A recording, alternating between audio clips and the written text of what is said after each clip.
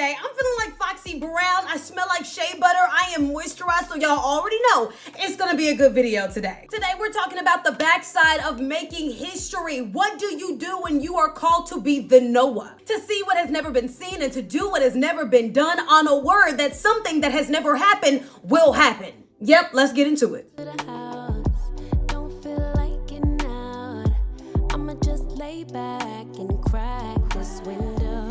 Hello everybody and welcome back here to Coffee with Kate. Thank you guys so much for coming back and watching my crazy videos. Right after college, I thought that applying and becoming a reporter was the logical first step to one day having my own show. And that is the logical first step. And that is the logical order. Anyone in the news industry tells you the normal order is you report and become a part-time anchor, and after that you secure an anchor position. Right out of college, I was fortunate enough for one of my bosses to see my skills. He said, hey, let's try this. Put me on the digital news anchor desk for a trial period. I loved it. He loved it. So we kept me there. I got 5 to 6 years of experience in 2.5 years. And honestly, I am so grateful for that opportunity. It has grown me into who you see today. So I just want to be very clear. I am not the first full-time digital news anchor. I am the first African-American full-time digital news anchor. 2 other people came before me. The platform when I got there was only like 2 to 3 years old. And I think 2.5 to 3 years old at that. So I came in and there had been 2 people there that kind of ironed out the kinks. So when I got there, it was pretty much,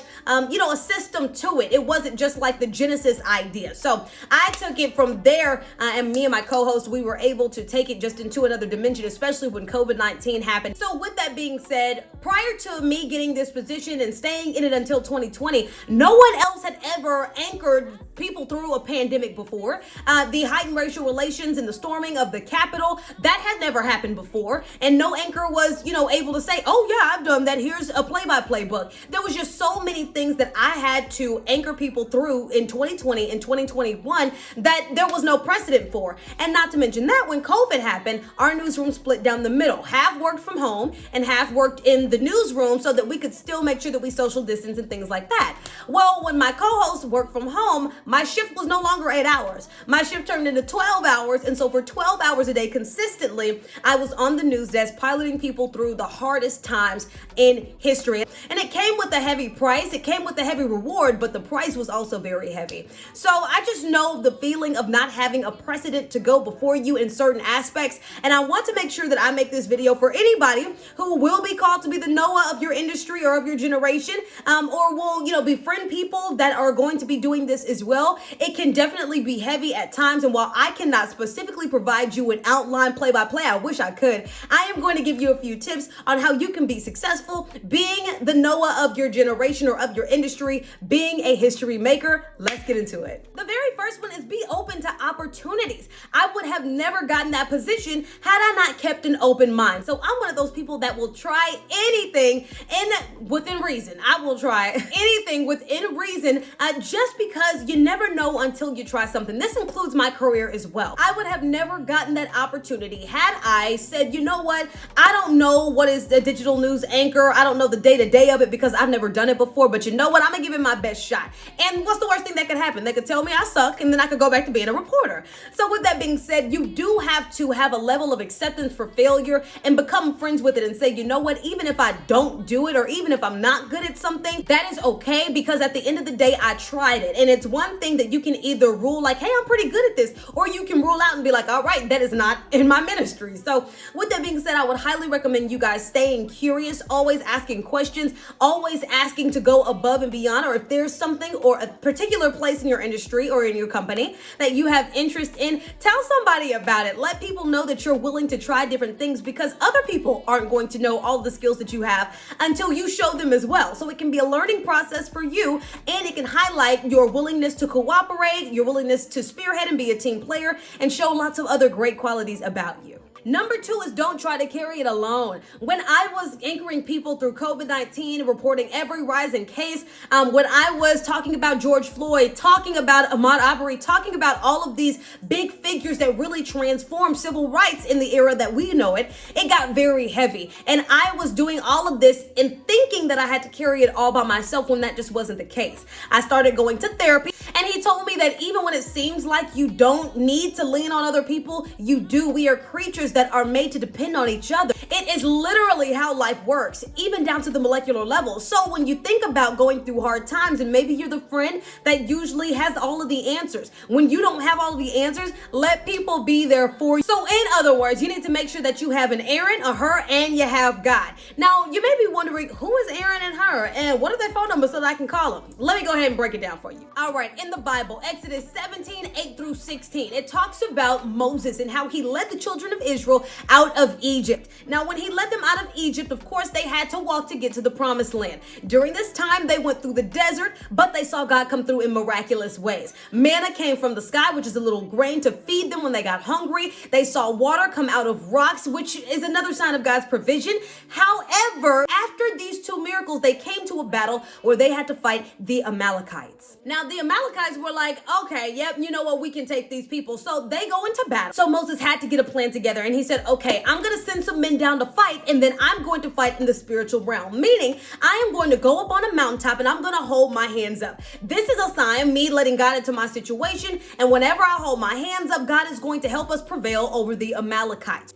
He went up to this mountaintop and he continued to hold his hands, and it worked. God was coming through and fighting on his behalf. They were defeating the Amalekites. The Israelites were gaining power. However, when Moses' arms got tired, he started to lower his hands. And when his hands began to get lower, then the Amalekites prevailed over the Israelites. So, two people, Aaron and her, one of his homeboys was like, time out. Every time his hands drop, we start losing. This is a fight that's bigger than him. It's bigger than us. We have to go and help him. So what they did was they came beside him and they helped to hold his hands up when he got tired. They put rocks under his hands. They also assisted physically as well, holding his hands up. That way, the Israelites could eventually defeat the Amalekites, and it worked. Now, I tell you that story for two reasons. One being that God is always fighting for you, whether you see him physically or not. He is always on your side.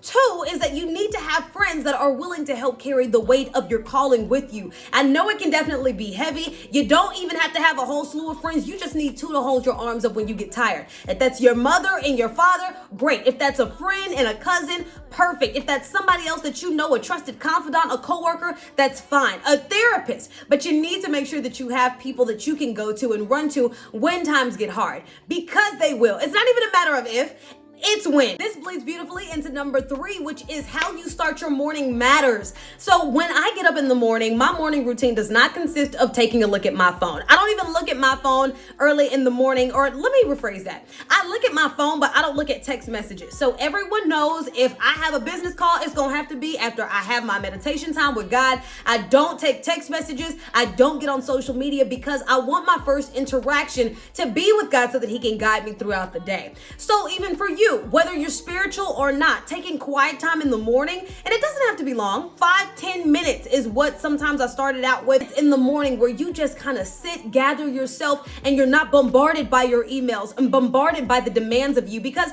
if you wake up in the morning and you already feel pulled in 10 different directions, you have no time to fill your cup before you have to pour it out in different people and different assignments. So with that being said, whether you read a book, read a devotional, sit in silence, maybe meditate, put on some meditative music and just kind of sit there for a little bit, whether you take a walk or even just stand outside and enjoy the fresh air, make sure that you are starting your morning great. For me, this looks a little bit different. So as you guys, can probably tell, I am a Christian. I do believe in God, Jesus Christ, and I am one of those people that have to stay connected with God. Like, it's not an if, it is I have to. Just because BC and you heard me in different videos talk about BC Kayla, before Christ Kayla, I am just liable to fall off track real fast. So with that being said, I have to make sure that I am intentional about every single moment in my life, everything I put into my ears, everything I watch, even how I allocate my time. Am I perfect? Absolutely not. But I have to be more mindful. So with that being said, my first 30 minutes is automatically in the morning dedicated to God. I get up, I make some tea, brush my teeth, wash my face while the water is boiling. Then I go into my room. I turn on the TV and I put on like morning coffee music or like some soaking worship music. And I literally journal. I journal and I have several devotionals that I, flip through and that I do, and they have questions and I write. Now I am able to deal with the demands that people are going to pull on me with a different mindset. So normally in the mornings, I can be quite snappy. But if I have my morning meditation time, then I have more patience with people because I'm like, okay, I just got out of the presence. This feels good. It automatically kind of resets your day. So make sure that you have a good morning routine and that you are mindful of how and what you put in your body via your mouth, eyes, and ears. It all matters. Tip number 4 talks about your physical well-being. You must take care of yourself, especially when you are being called to carry something that has never been carried before. When God has called you to do some heavy lifting for him here on this earth and for the kingdom, you have to make sure that you are strong enough to do that. That means getting your sleep at night. That means eating correctly. That kind of goes back to the last point, which is starting your morning correctly. And one that I just found that was absolutely hard for me to do was you have to make time for you. It is vital, especially if you are a history maker and a chain breaker. You will give yourself to everybody else. You will give yourself to your projects, and you are supposed to, but you are not supposed to become the project, okay? You have to leave room for God to help you out with that. You have to know your humanly limitations, which means you cannot be everywhere at once. You cannot go a week straight without sleep. You cannot expect to be your best self and show up for the promise that God has called you to fulfill if you are doing it half-assed because you didn't get enough sleep or you're hangry and now you have an interaction with somebody that was supposed to be an answer for one aspect, but you pushed them away. Now they don't want to work with you. Like, there's just so many things and so many ripple effects that can go on when you don't take care of you. So if nothing else, please make sure that you schedule your time. It doesn't have to be that long. You can schedule a day out of the week. That could be cooking your favorite meal, going out to eat. That could be reading a book, doing positive things that help you relax and rejuvenate. Those are the type of things that you make sure you want to be doing. Find your thing and do you. Make you time a priority. Number 5 is get used to contractions. Honey, let me tell you, when you are birthing a promise, you are always going to have pushback, whether it be internal or external. And when you're doing something that there is no precedent for, it can be kind of nerve-wracking to be like, wow, why is this happening to me? What am I doing wrong? I'm just trying to do this and people are looking at me like I'm crazy. I promise you, you are not crazy. You just have to make sure that you stay the course. There is always going to be a level of pain that comes with the promise. That's just how it is, unfortunate. Look at Noah, for example. He did not have any mechanic there to tell him how to build that ark. There was no mechanic that was like, hey, go ahead and put that carburetor next to the alternator. That just was not the case. He had to go ahead and by trial and error with the help and guidance of God, go ahead and learn how to do this. So when building things of that magnitude, I can only imagine before it was going to rain and Noah was like, all right, y'all, it's going to rain tomorrow. I'm telling you, I know y'all ain't never seen this before, but water going to come down out the sky. It's going to be crazy. Get in the boat. I'm sure that other people were like, man, that man is crazy. It ain't never rained before. It ain't gonna never rain again. But now look at him. Like, Noah had to basically regenerate everything. So with that being said, you have to make sure that even in those crazy moments where you feel crazy, where there is pushback for what you are doing, if you get a God conviction and you are convicted that God told you to do something, do it no matter what. And no matter what you think other people will think about you. And that is so important because God did not give the dream to everybody because it was not everybody's job to be a part of building it. Noah's dream was not given to Noah, Ashley, Sam, and Betty. It was given to Noah because he was the one that God wanted to use for this specific task. Just make sure that you go ahead, face forward, dive in, and do your best.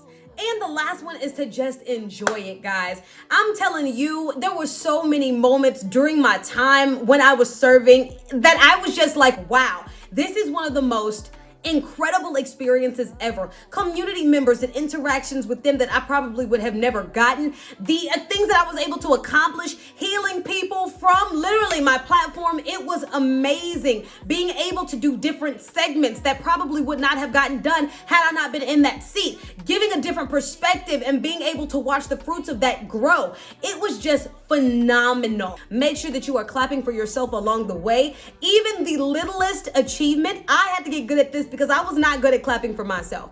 If you completed a document, clap for yourself. If you completed something or a task that is a part of a bigger task, but you have been lollygagging on it around and you just not completed it, go eat yourself a cake or a cookie. Go out and spend time with your friends. Spend time with those people that have held up your hand. Spend time with those people that have encouraged you along the way. Allow yourself to feel what victory looks like, because what you believe as success does not always bring the level of fulfillment that you think it will. It is enjoying the levels that will get you there that you find the most joy, the most peace, the most confidence, and that you also look at yourself and begin to be confident in who you are. So make sure you take time to celebrate yourself. I hope this helps you guys. I know that I can only offer one level of expertise in this area right now, more history making in the future. However, I do want you guys to know that if you are called to be the Noahs, if you are called to break chains, make history, break glass ceilings, and just know that it won't always be easy, but it will always be worth it. I am Kayla Lyons. Hopefully you found some value in this video. Go ahead and leave your comments below. You better subscribe and turn the bell on so that you can get notified whenever I upload a video. But until the next time, I'm Kayla Lyons, me and my afro. We'll see you next time. I'ma just lay back and crack this window.